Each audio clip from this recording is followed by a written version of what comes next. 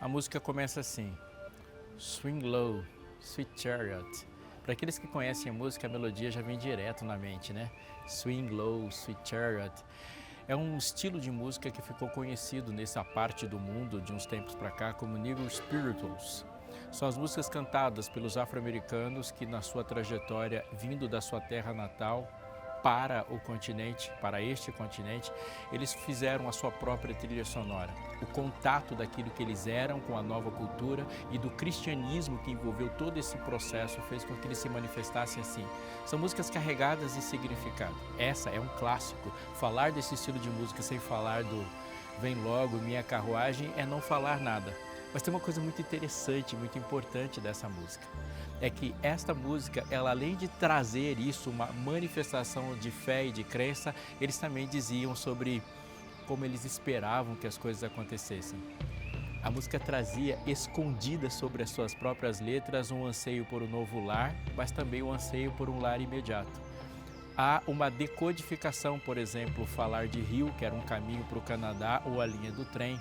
E a rota de fuga era desenhada dessa forma. Muitas vezes na história registra que eles estavam cantando a música e alguém achava que eles estavam falando uma coisa, mas no outro dia ninguém mais estava lá, porque o projeto de fuga foi todo desenvolvido assim.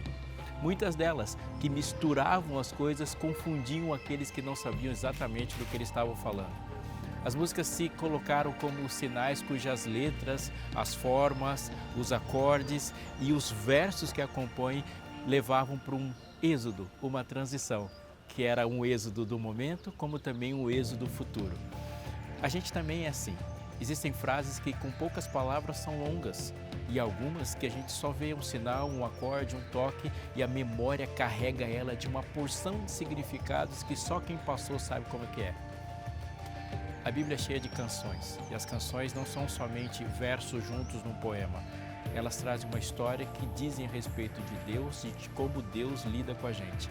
Duas são muito importantes, duas são especiais, cantadas antes e cantadas agora.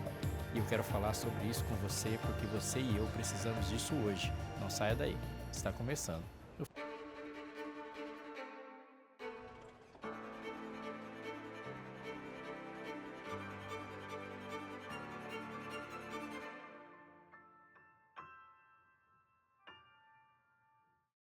Olá, estamos de volta. Você já ouviu falar dos Anjos da Esperança? Se você gastar alguns minutos aqui, como eu acho que você tem feito assistindo ao Novo Tempo, você vai perceber que nós fazemos menção a eles com muita frequência, porque eles são pessoas muito importantes para nós. É o nosso jeito carinhoso de chamar os nossos parceiros. Os Anjos da Esperança são aqueles que produzem exatamente aquilo que a palavra diz. O anjo é um mensageiro e ele leva a mensagem de esperança. Isso porque é Novo Tempo, com toda a sua produção de conteúdo, de material, a maneira como a gente se relaciona com as pessoas, nós não fazemos sozinhos, nós fazemos através de muitas pessoas e muitas delas não são vistas aqui. Os Anjos da Esperança são aquelas pessoas que estendem a mão e disponibilizam recursos que elas têm com quantidades completamente diferentes. Isso é muito particular, a maneira como as pessoas fazem isso, mas elas colocam isso à disposição para que a gente chegue até elas. Eu gosto de dizer que os Anjos da Esperança são a mola que impulsiona a mensagem de esperança. Você quer saber como isso funciona? Quer participar? Seja um anjo também. Entre em contato com a gente e diga: quero ser um anjo. Aí você vai participar disso que é levar esperança também ao coração das pessoas. Seja um anjo, seja Novo Tempo.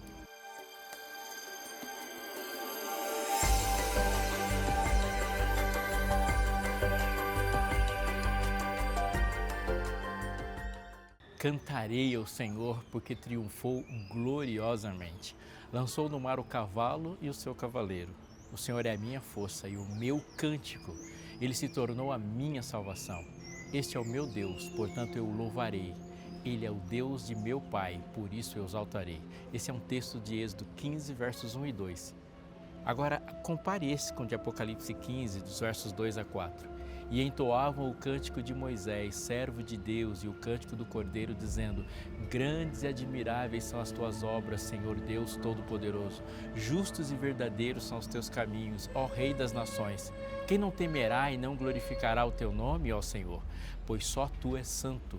Por isso todas as nações virão e se prostrarão diante de ti, porque os teus atos de justiça se fizeram manifestos. O que essas canções têm em comum? Elas estão separadas por milênios.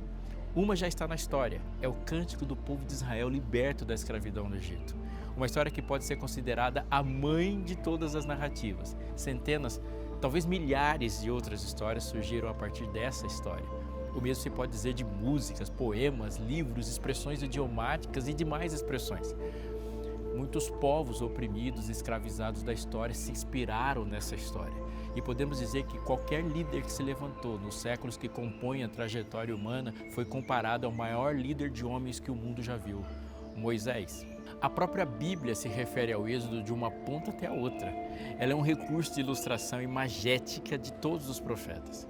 A travessia do mar que delimita a fronteira entre o que é escravidão e o que é liberdade. A partida rumo à terra da promessa, o caminho pelo deserto, o encontro com o soberano e único Deus ao pé do monte. O Êxodo não é uma história, ele é a história. O faraó é uma figura emblemática do inimigo. O que oprime, escraviza, mata, tira o propósito, o que afronta Deus se pretendendo a si mesmo como tal e na arrogância de interferir no propósito do seu povo. O texto diz: então naquela mesma noite, Faraó chamou Moisés e Arão e lhe disse: levantem-se, saiam do meio do meu povo, vocês e os filhos de Israel. Vão e adorem o Senhor como vocês disseram. Levem também com vocês as suas ovelhas, o seu gado, como vocês pediram. Vão embora. E abençoe também a mim. Esse é o texto de Êxodo 12, versos 31 e 32. Quando foi anunciado ao rei do Egito que o povo fugia, ele e os seus oficiais mudaram de ideia a respeito do povo. E Faraó aprontou seu carro de guerra e levou consigo seu povo. Levou também 600 carros de guerra escolhidos e todos os outros carros de guerra do Egito, com capitães sobre todos eles. Os egípcios os perseguiram com todos os cavalos e carros de guerra de Faraó e os seus cavaleiros e o seu exército. Você sabe como a história de Faraó termina? O povo passa pelo mar, ele não.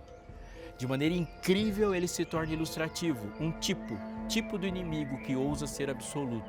Depois é derrotado em poderosos golpes que humilham sua pretensão de se comparar a Deus.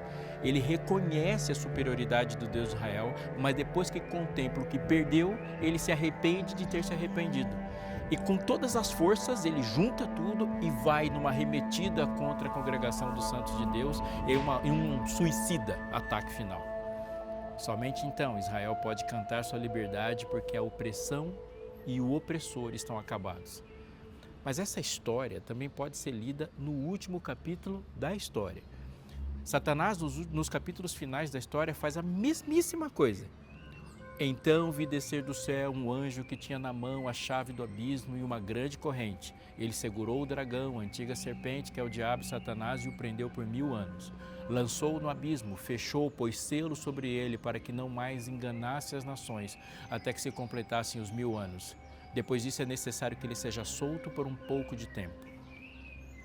Quando, porém, se completarem os 1000 anos, Satanás será solto da sua prisão e sairá para enganar as nações que estão nos 4 cantos da terra, Gog e Magog, a fim de reuni-los para a batalha. O número dessas é como a areia do mar.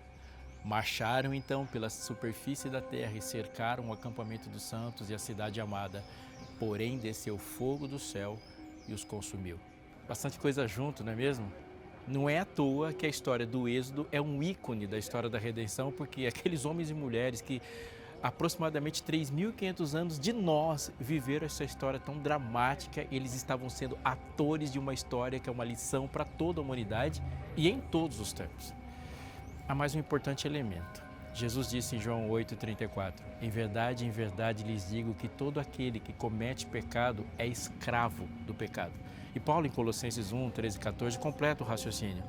Ele nos libertou do poder das trevas e nos transportou para o reino do seu Filho amado, em quem temos a redenção, a remissão dos pecados. Pecado, por muitas vezes nas Escrituras, é comparado a um cativeiro. E essa comparação é seriamente precisa.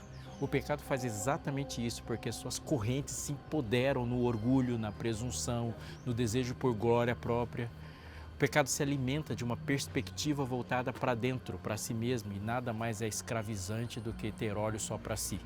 Uma visão limitada, como uma masmorra, uma vida que só tem reações, sem controle, sem liberdade, propensa a vícios e condenada à morte e ao eterno esquecimento. O pecado faz com que o coração que ele abriga viva na luta por sobrevivência. Pecado é o fim da liberdade. Pecado é a escravidão. A salvação é exatamente o oposto disso, é a liberdade em Cristo. Mais do que explicada, ela tem que ser experimentada. Mas olhando para o livro do Apocalipse, e em especial para essa canção que eu citei agora há pouco, um aspecto nos chama muito a atenção.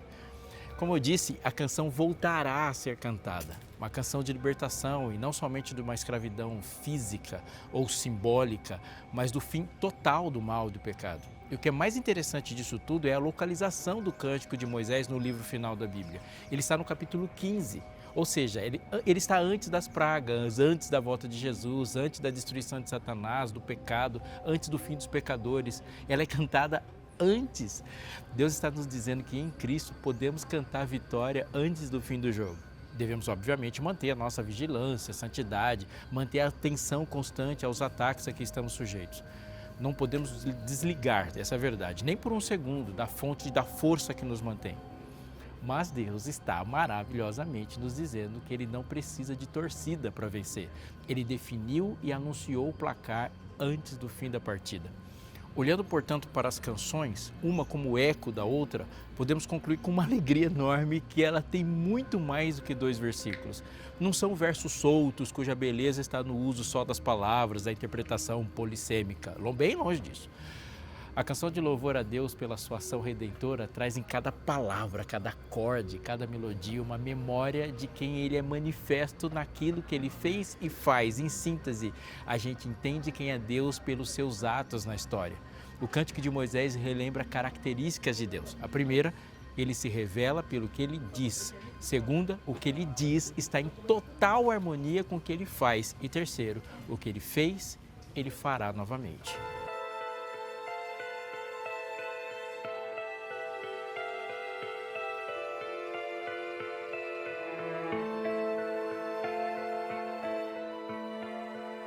Dentre tantas lições que essa canção evoca, algumas delas estão ali na superfície e vai fazer bem para a gente prestar atenção nela. Uma delas, e a primeira que eu destaco, é que elas denotam um Deus de amor e de propósito. Presta atenção. A pirâmide social do Egito Antigo, ela seguiu uma característica de estrutura social que é própria da antiguidade. É óbvio que ela não pode ser comparada com as divisões sociais que a gente observa hoje na nossa sociedade, que hoje, mesmo com dificuldade, existe a possibilidade de ascensão social. Além disso, os papéis sociais estavam muito bem definidos e eles eram rígidos. Cada grupo tinha, assim, sua missão, ela tinha seu objetivo.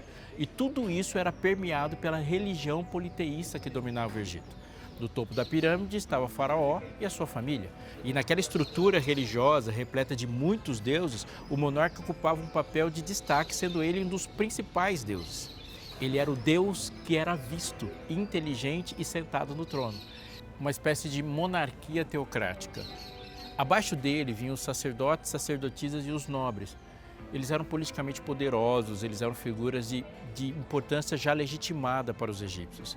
Depois vinham os escribas, e os escribas eram responsáveis pelo registro e a transmissão do conhecimento. Eles passavam a cultura para o povo, eles eram funcionários do Estado, eles poderiam ter proximidade com o faraó e com a sua família. Os artesãos eram um grupo socialmente distante dos nobres, dos sacerdotes, das sacerdotisas, dos escribas, mas eles tinham seu lugar ao sol, porque num mundo sem fábricas, como era o deles, tudo era feito pela mão dessas pessoas. O sofrimento era mais fácil de ser notado na vida dos camponeses. E dentre os egípcios estavam aqueles que estavam na classe social mais baixa, daqueles que são considerados egípcios. Mas os escravos, os escravos, em sua maioria, não eram egípcios. E no caso dos hebreus, naquele tempo, eles não eram considerados nem como pessoas, como os demais. Lembra do método de controle de natalidade que Faraó empregou para a ocasião do nascimento de Moisés? Tipo, tem muita gente, mata todo mundo. O escravo é uma coisa, o mais desprezado, o que está na margem. Ele é um objeto de produção de uma riqueza que não poderá ser dele. Ele não é dono de sua vontade, ele não é dono do seu corpo, ele está a anos-luz de distância do topo da pirâmide, onde está o rei e a sua família. Então, o rei do universo, o criador de todas as coisas, o ser mais importante que existe, que inventou a vida, manda o recado. Diga a Faraó, assim diz o Senhor, Israel é o meu filho, o meu primogênito. E eu digo a você, deixe o meu filho ir para que me adore, mas se você não quiser deixá-lo ir, eis que eu matarei o seu filho, o seu primogênito. Êxodo 4, 22. Meu primogênito, inacreditável. Ser primogênito de Faraó já era algo que nenhum dos mais importantes egípcios poderia pensar, mas ser primogênito do Deus que existe é a maior de todas as glórias.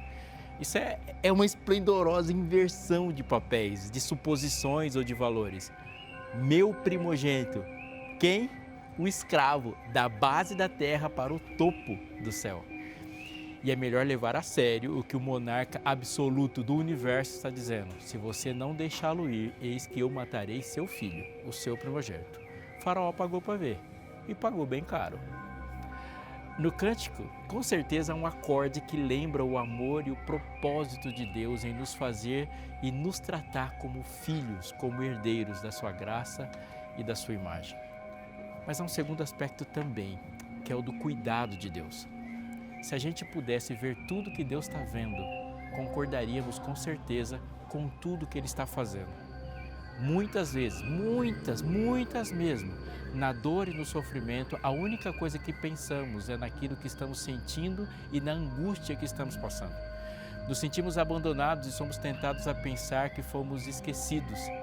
E é necessário, nesses momentos, que algo nos faça levantar a cabeça, olhar para o autor da nossa história, lembrar das suas promessas e voltar a crer que Deus nunca fica surpreso. Os filhos de Israel gemiam por causa da sua escravidão. Eles clamaram e o seu clamor chegou até Deus.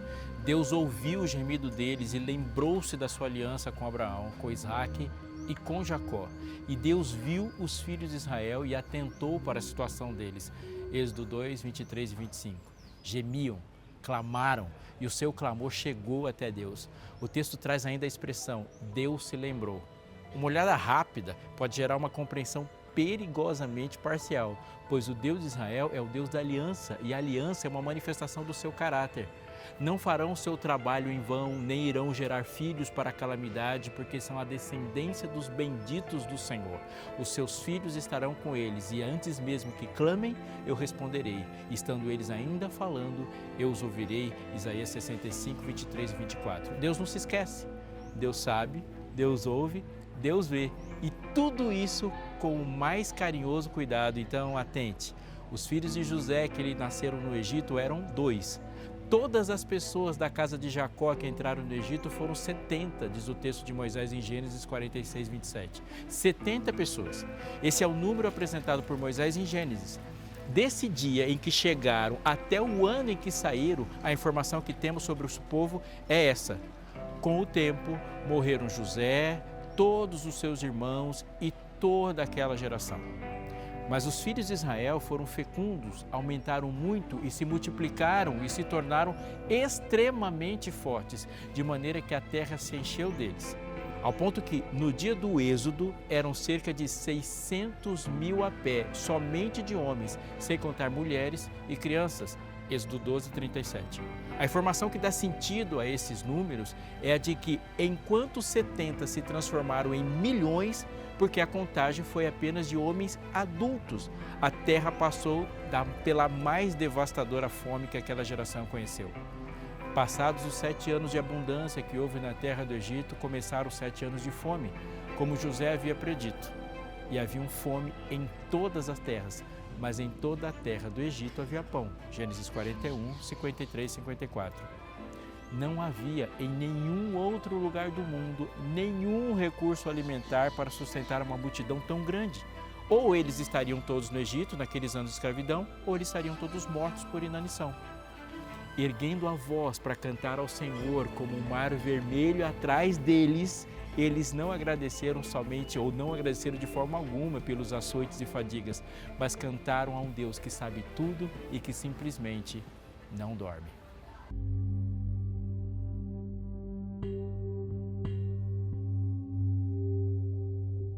O outro aspecto das canções que o Êxodo trouxe para a gente, dessa história, de todas as histórias, é de que nós temos um Deus presciente. Escute o texto. Então o Senhor lhe disse: fique sabendo com certeza que a sua posteridade será peregrina em terra alheia, será reduzida à escravidão e será afligida durante 400 anos. Mas eu castigarei a nação que os escravizar, pois eles sairão depois com muitas riquezas. Essa frase foi ouvida por Abraão em Gênesis 15:13. É verdade também que, certamente, o Senhor Deus não fará coisa alguma sem primeiro revelar o seu segredo aos seus servos, os profetas, escreveu Amós, capítulo 3, verso 7. A revelação profética quanto ao futuro nos lembra de que Deus é presciente, Ele sabe, Ele não perde o controle, Ele está presente e informa seus atos na história do seu povo. Desde já lhes digo isso, antes que aconteça, para que quando acontecer, vocês creiam que eu sou o Senhor. João 13:19, Jesus disse: eu sou. Que verso incrível, isso é fé para hoje. Da mesma forma, Deus disse para a nossa geração as coisas que estão por vir. Nem todas serão tranquilas, mas a lembrança de que Ele previu isso vem de uma forma inseparável de que Ele estará conosco e no controle de tudo quando essas coisas acontecerem. Ligado a isso, temos uma lição importante, porque Deus tem um plano de salvação para toda a humanidade. Nesse mesmo dia dessa conversa com Abraão, Deus revelou ao patriarca um aspecto muito importante da história e da escravidão e do êxodo. Olha o texto: na quarta geração voltarão para cá, porque a medida da iniquidade dos amorreus ainda não se encheu. Gênesis 15:16. O plano de libertação de Deus é para a humanidade toda e o seu primogênito, seu povo, tem um papel elementar nesse plano. Esquecer disso aumenta a dor e o sofrimento, porque as angústias se deslocam de ter propósito. Deus te vê de forma especial e singular. E o chamado é para você e não para outro, mas é para você por causa do outro. Os anos fora da terra prometida foram um retrato da misericórdia de Deus para com os cananitas. Ainda havia esperança para eles. Deus é paciente, é longânimo, é misericordioso e o seu povo é chamado a participar dessa longanimidade. E muitas vezes isso envolve o adiamento da promessa completa. Deus quer salvar a todos. Às vezes a gente pergunta hoje assim: por que ainda não estamos no paraíso? Por que ainda não fomos embora? E Deus responde: e esse evangelho do reino será pregado em todas as nações, e então virá o fim. O Senhor não retarda sua promessa, ainda que alguns a julguem demorada. Pelo contrário, Ele é paciente com vocês, não querendo que ninguém pereça, mas que todos cheguem ao arrependimento. Porém, o dia do Senhor virá como ladrão, disse 2 Pedro, capítulo 3, verso 9. Algumas pessoas têm dificuldades em aceitar os juízos de Deus na história, em especial as ordens que Ele deu na ocupação de Canaã, para que seu povo na guerra matassem todos os habitantes da cidade que eles enfrentaram. Mas é bom lembrar algumas coisas. Primeiro, a referência a Melquisedeque, o sacerdote do Deus Altíssimo, ele foi visto pelos sodomitas antes dos israelitas, que não haviam nem nascido quando Deus enviou salvação a Sodoma e Gomorra, que responderam à graça com violência.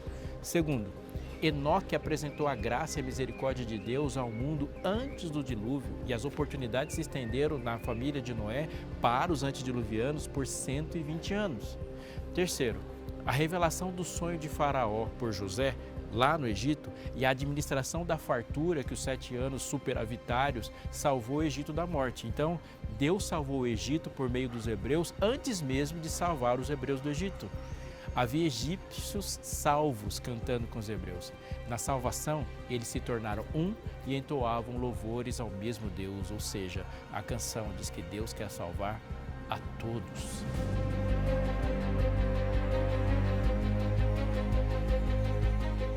Eu queria que você me acompanhasse nesse trecho de um dos nossos guias de estudo, A Procura da Verdade. Ele está num dos estudos sobre o plano da redenção.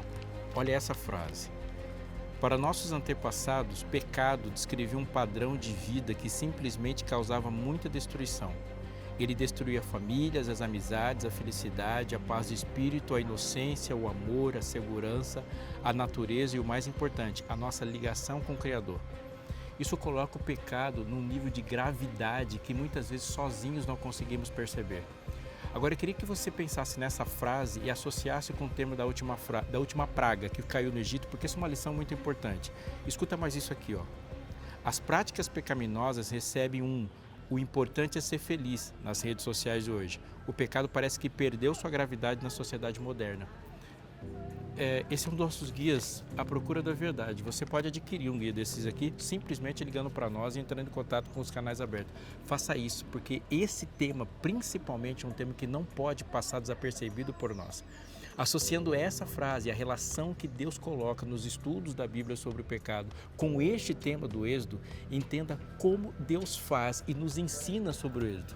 O relato da última praga é de arrepiar, porque ela faz emergir elementos singulares.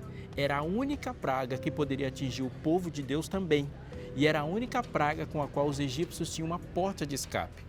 O texto sobre ela diz assim, porque o Senhor passará para matar os egípcios. Quando, porém, chegar o sangue na viga superior da porta e ambas as ombreiras, o Senhor passará por cima da porta e não permitirá que o destruidor entre na casa de vocês para matá-los.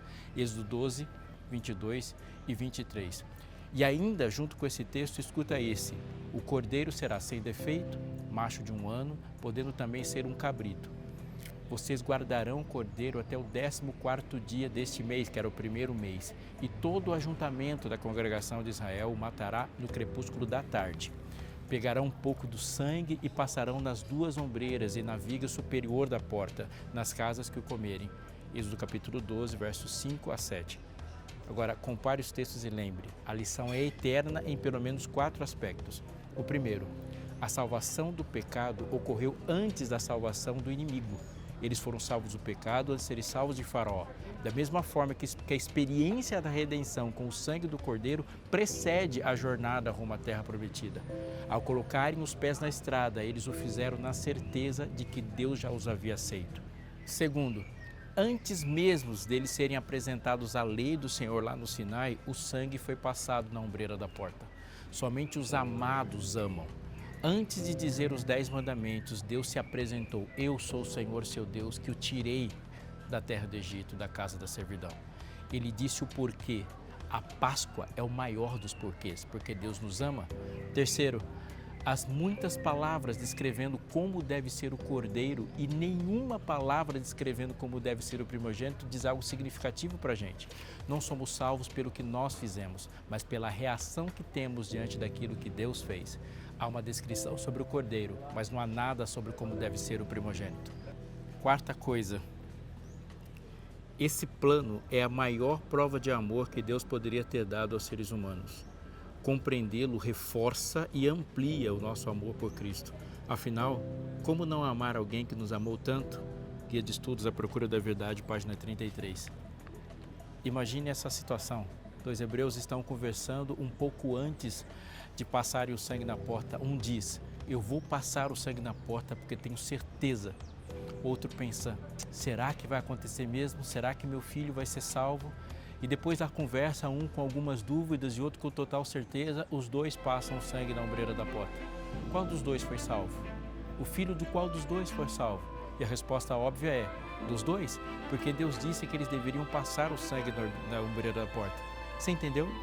A fé não se manifesta na ausência de dúvidas. A fé se manifesta sobre todas as dúvidas. A fé não se manifesta na ausência de medo. A fé se manifesta sendo superior ao medo e faz com que, na dúvida, na incerteza, nós façamos e confiamos naquele que diz o que tem que acontecer. A fé que alcança a graça se mede pela direção que ela está apontada antes da profundidade com que ela atingiu. Assim é com você e assim é comigo. A canção diz de fé. Fé em quem? Diga ao povo que marche.